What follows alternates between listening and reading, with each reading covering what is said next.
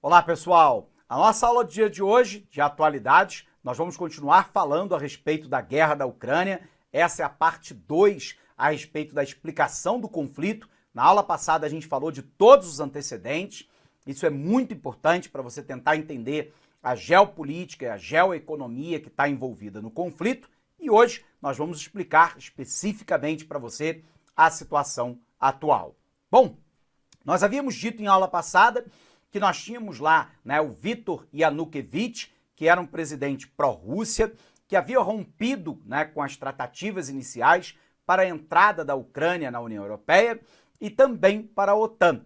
A gente sabe que manifestações populares, dos quais o atual presidente também participou, Volodymyr Zelensky, depuseram Viktor Yanukovych, que fora se refugiar na Rússia, e numa nova eleição nós temos de maneira surpreendente um outsider na presidência, Alguém que nunca havia exercido um cargo público, e nesse sentido eu faço uma observação importante, Que ele não tem uma experiência, geopolítica no comando de um país que tem uma vizinhança tão importante como da própria Rússia, o que obviamente não justifica a guerra e não justifica a intervenção russa sobre o seu território, sobretudo com a morte de civis. Mas é importante a gente destacar que essa inexperiência também vem sendo apontada por vários especialistas como uma das causas do conflito atual. Bom, qual é a situação atual? O conflito atual não vem de hoje, Esse conflito vem sendo travado a partir do momento em que a Ucrânia começou a manifestar o seu desejo de integrar a União Europeia e integrar a OTAN. E nós sabemos que integrar a União Europeia significa expandir a área de influência da Europa Ocidental, sobretudo comandada por Alemanha, por Reino Unido e por França, em direção ao leste europeu, que outrora fora a área de influência geoeconômica da União Soviética, atualmente da principal república da ex-União Soviética, que é a Rússia.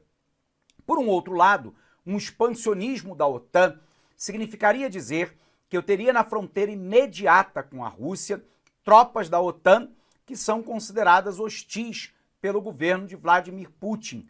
E pelo artigo 5º do Estatuto da OTAN, se qualquer país for invadido ou ameaçado, a OTAN reagirá em bloco. E isso é considerado altamente inseguro para a Rússia, que sempre exerceu uma grande influência sobre essa região. Pois bem, Viktor Yanukovych é retirado da presidência da República pelas manifestações de rua, sobretudo em Kiev, e na eleição seguinte, Volodymyr Zelensky, um ator, um comediante que não tem essa experiência como governante, como estadista, assume o governo do país e começa a encaminhar cada vez mais a Ucrânia em direção a um acordo com a União Europeia e com a OTAN. A Rússia reage já lá em 2014, tudo bem? Reanexando o território da Crimeia ao seu território. Lembre-se que na década de 50, Nikita Khrushchev doou o território da Crimeia, que era russo, para os ucranianos. A alegação de Putin era que a Crimeia, a imensa maioria da população é da etnia eslava, são russos parlantes que não queriam ficar anexado à Ucrânia. E, portanto, num plebiscito, a maioria da população, de maneira absoluta, mais de 90%, votou pela reanexação à Rússia. Mas a gente observa que de lá para cá, Vladimir Putin tem incentivado e fornecido dinheiro e armas para grupos no leste da Ucrânia, basicamente em duas províncias, Donetsk e Luhansk, que faz parte de uma região que nós chamamos de Donbass, a se rebelar contra o governo comandado por Kiev, que é pró-Ocidente. E, portanto, há uma guerra indireta sendo travada desde o início da década de 2010 para cá. No cenário atual, Volodymyr Zelensky assume o governo do país e reencaminha a Ucrânia para os acordos com os europeus, na União Europeia, e para uma possível entrada na OTAN. E aí, novamente, parece que os russos estabelecem uma linha vermelha, que falávamos em aula anterior, que se os acordos que foram celebrados lá em 2014, que garantiria lá uma certa independência da região do Donbass, Donetsk e Luhansk, não fossem cumpridos, e se a Ucrânia insistisse na entrada para a OTAN e para a União Europeia, sofreria as consequências. E aí sofreu, né? Os russos, com apoio da Bielorrússia, que não envia tropas, mas cede o seu território, a Rússia cercou completamente o território da Ucrânia e iniciou um processo de invasão.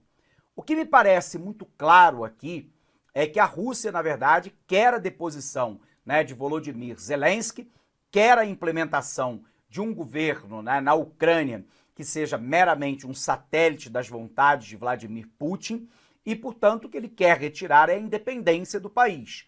Na verdade, Vladimir Putin disse, há alguns dias atrás, que a própria criação da Ucrânia e a sua independência foram um erro, que o território da Ucrânia é, na verdade, um território que pertence originalmente à Rússia, o que, obviamente, não é verdadeiro.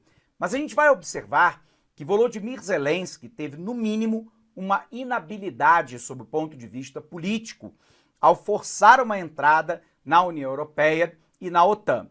E aqui eu posso ter duas visões distintas. A primeira visão é que a Ucrânia não deveria se fazer cumprir as vontades de Vladimir Putin e da Rússia. É um país independente e o seu próprio povo é que define o seu destino. E, portanto, se ela queria entrar para a União Europeia e para a OTAN, deveria ter o direito de fazê-lo. Esse é um posicionamento. O outro posicionamento vai dizer que Volodymyr Zelensky foi, no mínimo, incauto, né? Ele, de alguma forma, ele se aproximou da União Europeia e da OTAN, sabendo que a Rússia tem um poderio militar esmagador na região e que tem poderio nuclear e que não admitiria, né, essa entrada, sobretudo na OTAN, né? E ele resolveu pagar para ver.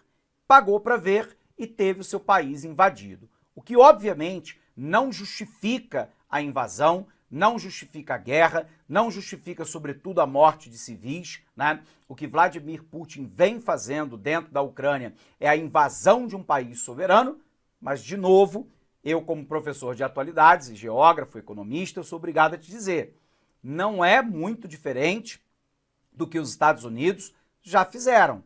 Vamos lembrar, em 2003, o então presidente George Walker Bush disse que o Iraque de Saddam Hussein, que já fora aliado americano na guerra Irã-Iraque, os Estados Unidos estavam ao lado do ditador Saddam Hussein na guerra contra o Irã a partir de 79, e rompeu com Saddam Hussein quando ele invade o Kuwait, um outro país aliado americano que detém grande quantidade de petróleo no Oriente Médio, já na década de 1990, a gente vai poder observar que os Estados Unidos diz que Saddam Hussein tinha armas de destruição de massa, química, nuclear, biológica e que patrocinava o terrorismo internacional. Óbvio, né, que Saddam Hussein era um ditador sanguinário, mas outrora ele já fora aliado americano.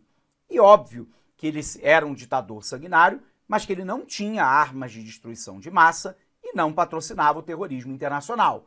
Mesmo assim, os Estados Unidos vai adotar a chamada doutrina Bush, a ideia do ataque preventivo, que vai dizer que qualquer país, pessoa ou organização que ameaçasse a segurança americana sofreria retaliação.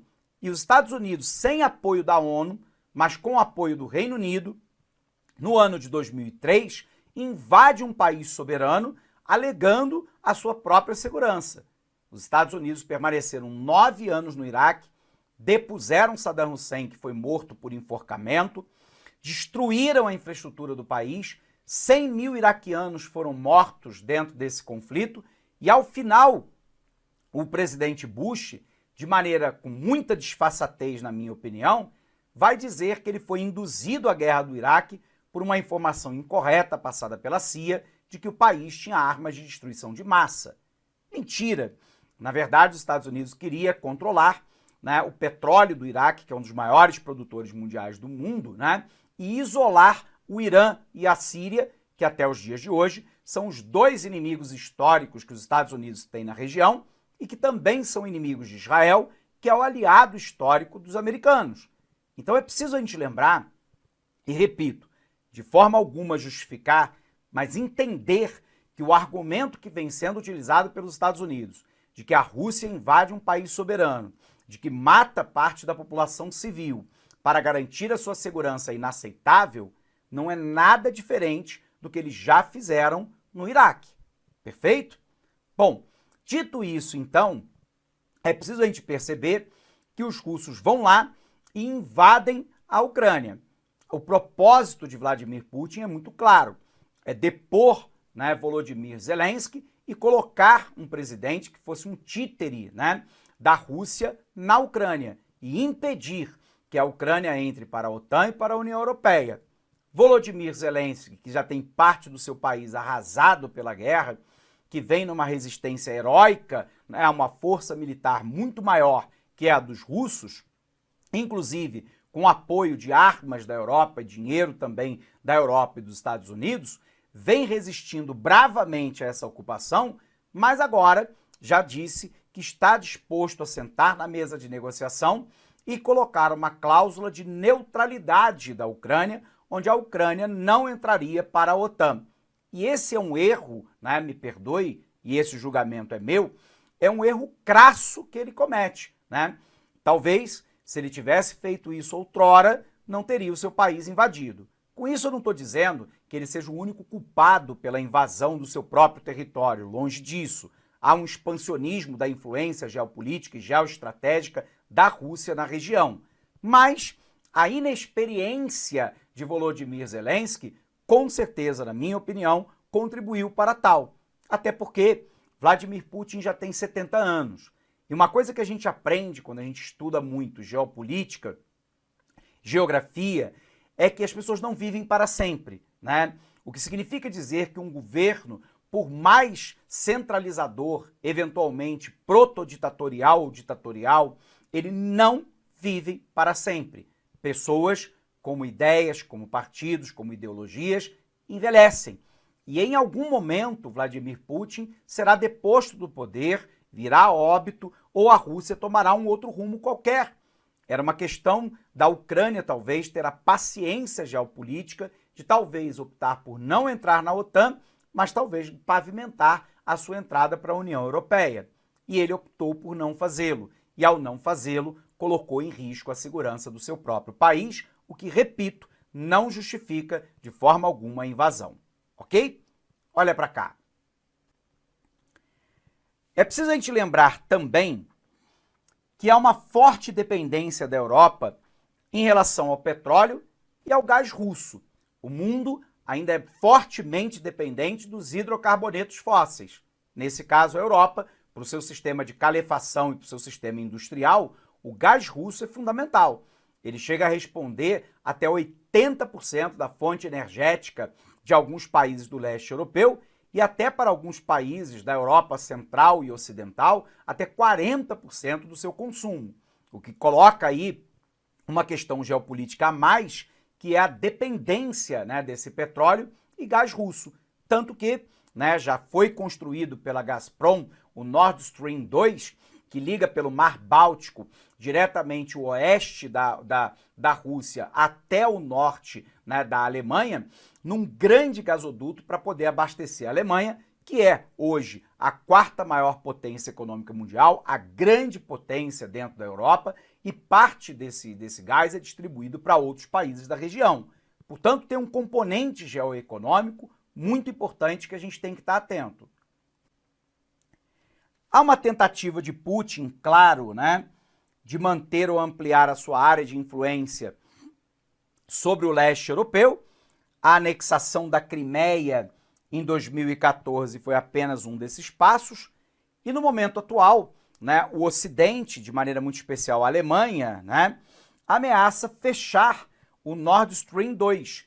O Nord Stream 2 é um projeto de 1,2 mil quilômetros que vai do oeste da Rússia ao nordeste da Alemanha, sobre o Mar Báltico. A Gazprom, que é a empresa estatal russa dono do gasoduto, ainda aguarda a aprovação dos reguladores europeus antes de abrir as suas torneiras. É claro que aqui, num projeto de 10 bilhões de euros, 60 bilhões de reais, ele foi concebido para dobrar a quantidade de gás natural que sai da Rússia diretamente para a Alemanha. E óbvio que a dependência aqui é uma dependência mútua, né? Porque muito se tem dito na mídia que a Europa, ela depende do petróleo e gás russo, mas a Rússia tem quase 60% do seu PIB vinculado a hidrocarboneto fóssil. Ela também depende da Europa para comprar o seu gás e o seu petróleo, a fim dela obter dólares para fazer compra no mercado internacional de bens que ela não produz. Embora, numa aliança estratégica, tenha sido definida a construção de um novo gasoduto e oleoduto que ligue a Rússia até a China, o que deve diminuir a dependência da Rússia da compra da Europa, tudo bem? É importante. Olá, meus amigos! Inicialmente eu peço licença a vocês, pois essa aula é uma aula demonstrativa aqui do nosso querido site LAC Concursos, que nós fizemos um curso focado específico da Guarda Civil Municipal de Sorocaba. Curso este completo, ponto a ponto do edital, super atualizado. Tenho certeza que aqui tem todo o conteúdo necessário e suficiente para que você faça uma excelente prova nesse concurso. Professor, o investimento, cara, super promoção, apenas R$ 119,90, você vai ter acesso a todo esse conteúdo, o restante dessa videoaula, você vai ter o PDF, cara, você vai ter muito mais. Cara, e outra coisa, no site, eu peço que você estude via menu Personal Coach. O que é isso? É a nossa metodologia vitoriosa. Tá? Ali, nosso setor pedagógico pegou todo o conteúdo, transformou em metas diárias de estudos. Cada meta que você cumpre é uma meta importante rumo à sua aprovação. Tudo bem? Professor, qual que é a minha meta? É sempre antecipar a meta. Vamos supor que hoje é dia 15 de julho. Cara, você tem que já fazer de hoje e de amanhã, dia 16. Eu vou terminar mais cedo, você refaz, você faz revisão. Você não quer passar? Então vem comigo aqui na Lá Concursos. Tem um link aqui embaixo para você diretamente lá fazer a sua matrícula. Pode vir, não é fake news, cara, não tem golpe. Nossa seriedade aqui é muito grande, nós queremos que você conheça o nosso serviço. Valeu, tchau!